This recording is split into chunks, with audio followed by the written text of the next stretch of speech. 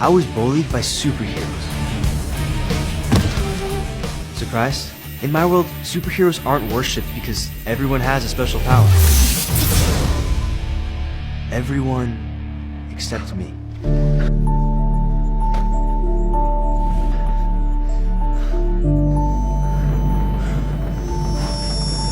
One day, I discovered a book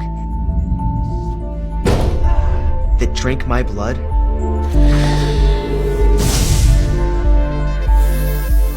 and made me immortal.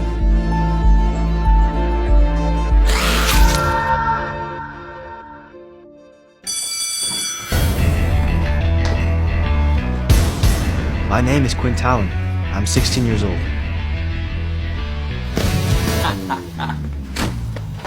Oh, watch out, Talon. Don't die tripping over yourself.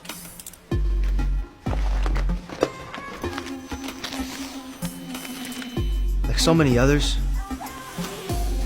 I hate school. But it's not because I hate studying or anything like that. Or better yet, maybe do us all the favor and die.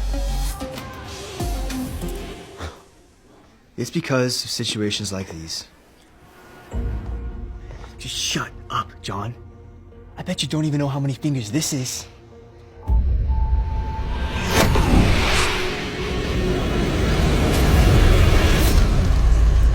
Yeah, maybe I should have just ignored those stupid comments. How dare you? You level 1 piece of crap. When are you going to learn? You don't belong in this world. But I really can't help myself.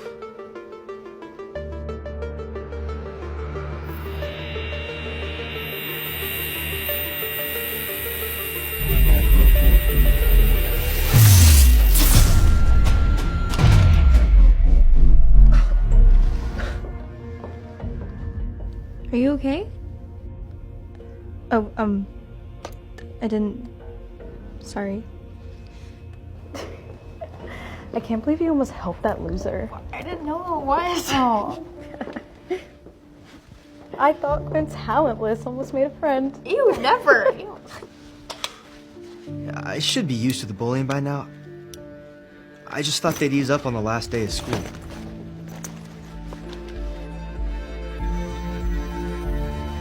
But maybe this will be the thing that finally sets things right.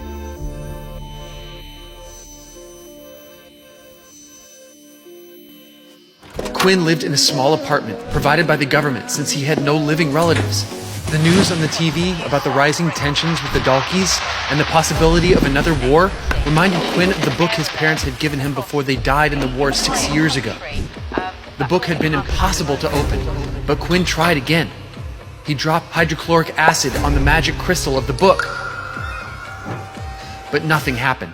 After the failed attempt, Quinn tried to fix his broken glasses, but ended up hurting his hand. Ow! Unknowingly, his blood dripped onto the magic crystal of the book. The crystal activated itself, and the book illuminated with a blazing light. As the book opened with a sudden burst, Quinn fell unconscious to the ground. Before his eyes could shut, he read a blurry text with a vision. "Congratulations, you have been granted the VA." After an hour, Quinn regained consciousness with an excruciating headache. He picks his broken glasses, and as he puts them up, he couldn't see anything clear. And as he removed the glasses, he realized that he can see things just fine without the glasses. But how? Perplexed, Quinn tried to recall what had happened an hour ago. Suddenly, it struck him, and he searched for the book all over the place, but it was nowhere to be found. Hopelessly, he convinced himself that it was some kind of system message he had last read. Just then, a lit-up screen appeared in front of him. The screen displayed a dashboard with various stats about Quinn. Curiously, he tapped on the Skills tab, but all the skills were locked. Hastily, he moved to the Shop tab, but it was also locked. Finally, he tapped on the other tab, which read Quest. He received a daily quest to drink 2 liters of water. Quinn stood clueless, wondering how to close the screen, and suddenly it disappeared. Quinn realized that the system responded to his thoughts, indicating that this was an ability book. Quinn tried superhero stances and actions to test if he had gained some special ability, but nothing worked. Disappointed, Quinn drank a lot of water as required by the quest. Once again, a system message popped up, notifying him of quest completion and granting him 5 EXP points. Quinn felt excited, and just then, there was a loud knock at the door. It was Sergeant Griff, who had ordered Quinn to immediately vacate the room and get into the vehicle outside to leave for the military school. At that moment, Quinn had another realization about his life. The war between the Dalki and humans had devastated most of the population. As a result, when students turned 16, they were required to attend military school. Although the Dalki and humans were currently in a peaceful period, nobody believed it would last forever. As Quinn packed up and stepped out into the sunlight, he started feeling weak. Another system message popped up, informing him that he was affected by sunlight, and his stats would decrease if exposed to it. Before Quinn could think, Sergeant Griff called him angrily. At that moment, another quest popped up for Quinn, instructing him to avoid direct sunlight for 8 hours. Quinn boarded the bus, which headed towards the military school. While sitting on the bus, Quinn wondered what life would be like at the military school when suddenly an alert appeared on the screen, indicating that the system had detected an element in the air. It warned Quinn that he might feel sleepy, but had to build resistance. Quinn got up to investigate, and to his surprise, he found that every student on the bus had fallen asleep. Suddenly, Quinn felt tired and his eyes started to close, but he forced himself to keep them open.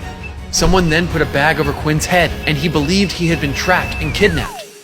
Hours later, Quinn woke up with a splash of cold water on his face. He stood up attentively, only to realize that he was in a completely unfamiliar place. Sergeant Griff then addressed the students, informing them that this was where they would be spending the next 2 years. Sergeant Griff informed the students that each of them had a watch on their wrist, which identified them as students of the military base. The watch allowed them access to certain areas and utilities within the base, and also displayed their power level. Ability levels were divided into 8 different power levels, ranging from level 1 to level 8. However, there were also individuals with power levels above 8 that couldn't be measured. These individuals were called originals, because their abilities were unique and not shared with others. There were 2 ways to acquire an ability: through the book, which taught cultivation techniques, or from originals who chose to teach their abilities only to family members or trusted individuals. Currently, Quinn was level 1. The first group, including Quinn, was then transported to the testing center. However, as they approached the center, a system message notified Quinn that he was being hit by direct sunlight, causing his stats to drop. Quinn suddenly felt weak and knelt down on his knees. A smart and handsome guy named Vorden extended his hand to help Quinn.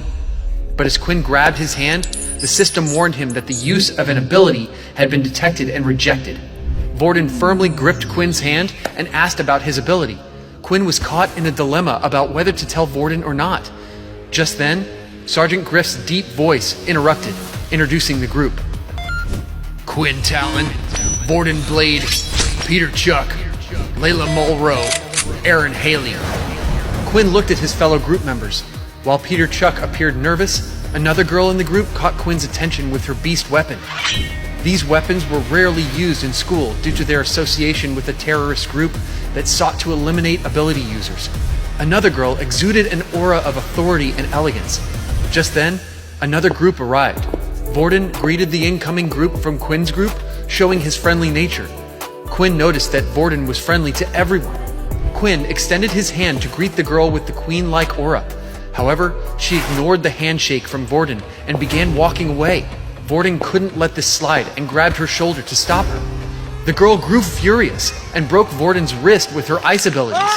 Sergeant Griff intervened in the fight and instructed the students to prepare for the upcoming test. Quinn and the other students were taken to an empty wasteland. Jane, in charge of the test, arrived at the wasteland and announced that a couple of students were already at level 1. Jane called Peter Chuck forward and asked him about his abilities. However, Peter had no idea about his abilities. A commando standing nearby brought out an ability book, which Jane handed to Peter, instructing him to read and learn about the abilities before attempting the test later. Then, Jane called Quinn Talon forward. Jane inquired about Quinn's ability. Quinn pondered for a while, as if calculating something, but then denied having any ability. Following the pattern, Jane handed an ability book to Quinn. The system notified Quinn that it was unable to learn this ability and asked if he would like to convert the book to 10 EXP. Quinn found himself in a dilemma. If he took the book and couldn't learn the ability, he would face questions later on. To Jane's shock, Quinn refused to take the ability book.